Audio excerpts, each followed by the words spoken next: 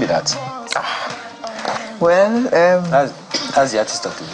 for those of you who watch the long-running soap, in fact, the longest-running Nigerian soap called Tinsel, you will recognize Inspector Sankey. Hi, Inspector. Very good to be here. How are you doing? We're fine. Are you inspecting here? Yes, of course. Naturally, we do these things off the studio sometimes. Well, her real name is actually Njemanze. Yes. And she's been in Nollywood for one of the oldest people in Nollywood, 1994. Do you remember that movie, Domitilla? I mentioned it before we went on break to bring her on. Domitilla. You know, she's one of those people they call the veterans. Yes, veteran. Are you sure I qualify? No. What struck me that time of Domitilla was the commercial to make you watch it. Oh, that guy is... Yes, it was something. It was something else. It wasn't the... Domitilla, oh!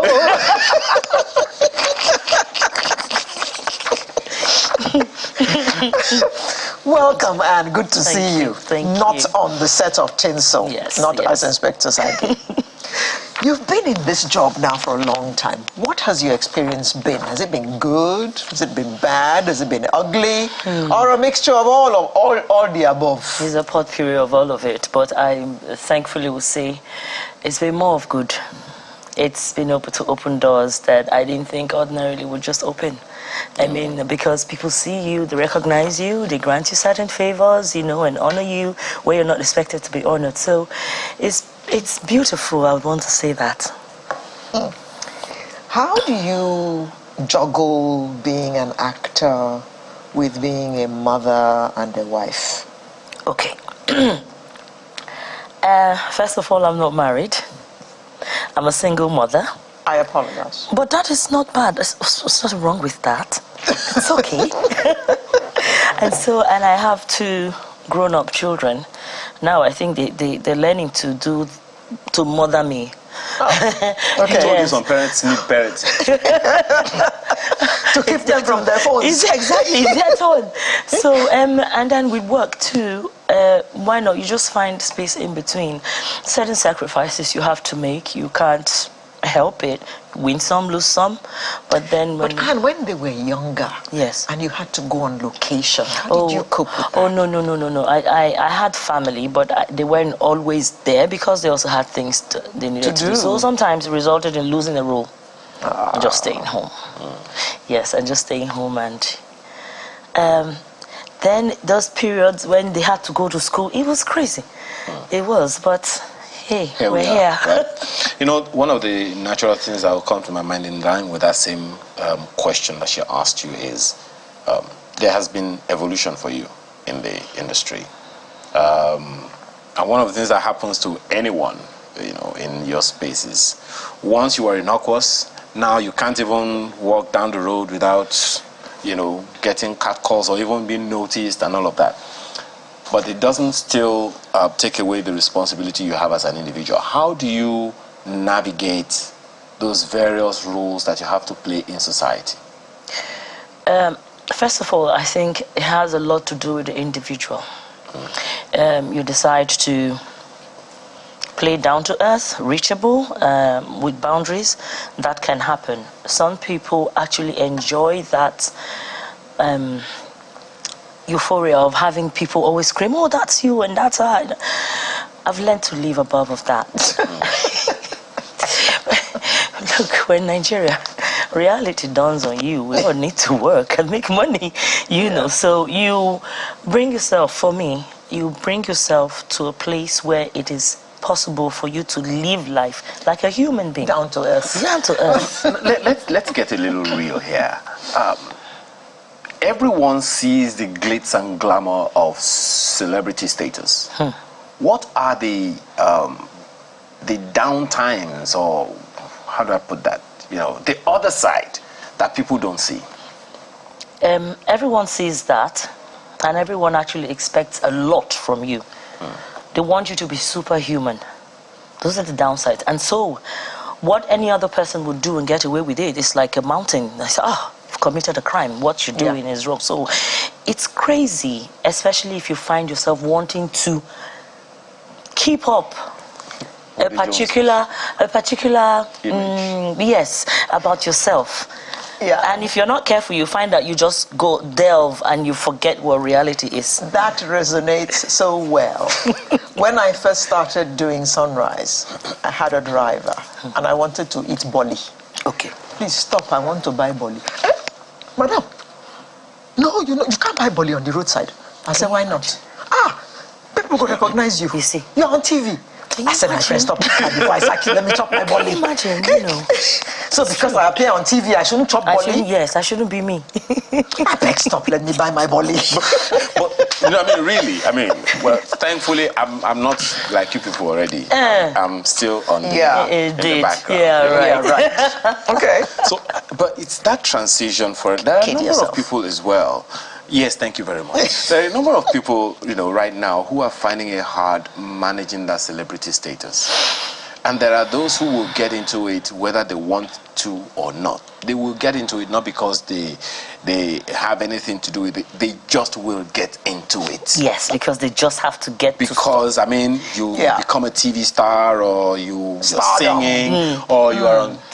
Now, you don't even need to be on TV. The social media is there. Instagram, you name it, all over the place. Yeah.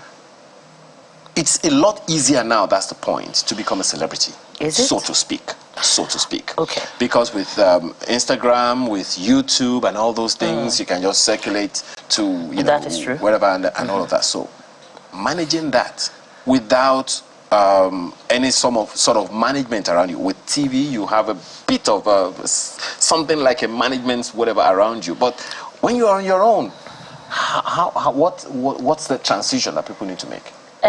Like I said earlier, you must learn where to draw the line for yourself, for family, for friends, for where it is you want to be seen, how it is you want to be seen. But in doing that, do not cross that line that makes you feel, oh, I can't see the sun because I don't know who is outside. Share any such experience of yours. Okay, fine. Now, I work with the National Theatre of Nigeria, National Troupe. So, we had to go some years back to present a play for, I think it was 100 years of Nigeria or so, something like that. And 100 days, I don't know, we had to celebrate something in Abuja. And then we were backstage. I was with my colleagues, changing, of course. I mean, it's normal, it's stage.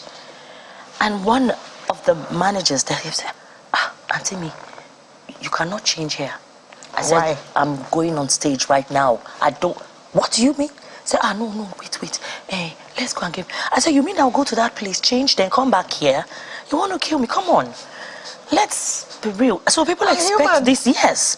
They expect this crazy. And I love Mummy Taiwa Jaila said. You should be around her. Oh, God. She's humble to an intimidating state. Yeah. You look at her and you say, if she's this, what really am I? Who am I? Yes. And again, society too plays its own part. We put a lot of pressure. That's what I say. If you want it to affect you in that way, it will. We also hear, forgive me, I'm going to have to put you on the spot for a bit. We also hear all kinds of brickbats among celebrities sometimes. To a large extent, celebrities are seen as role models, and then we have brickbats from them from time to time. What position should people hold? Because I'm her fan, I'm not your fan, or I'm your fan, I'm not her fan, and then we are fighting each other on your behalf. That's very interesting.